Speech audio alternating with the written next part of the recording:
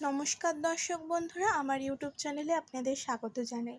অনেক দিন পর আবারও নিয়ে চলে এসেছি দুপুরের মেনুর ভিডিও। চলুন দেখে নিই আজকে দুপুরের মেনুতে মা কী কী বানালো। প্রথমেই সাদা ভাত, সঙ্গে একটা লেবু আর কাঁচা লঙ্কা। তার সঙ্গে করেছিল বিট ভাজা, সজনে শাক ভাজা আর চিংড়ি মাছ দিয়ে মোচা বাটা। এটা খেতে কিন্তু দারুণ লাগে। গরম ভাতে শুধু এই একটা জিনিস হলেই ভাত খাওয়া হয়ে যায়।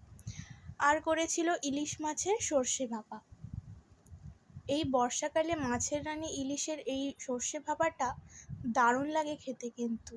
আপনারা কে কে ইলিশের কী কী পদ করে খান আমাকে অবশ্যই কমেন্টে জানাবেন। আর করেছিল কাঁকড়ার তেঁতুল টক।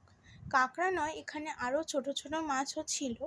এটাও কিন্তু গরম ভাতের সাথে কাঁচা লঙ্কা দিয়ে মেখে খেতে দারুণ লাগে। বর্ষার দিনের আপনাদের পছন্দের রেসিপির কী সেটা আমাকে জানিয়ে যাবেন। ভিডিওটি ভালো লেগে থাকলে একটি লাইক দিয়ে যাবেন এবং চ্যানেলটিকে সাবস্ক্রাইব করে যাবেন।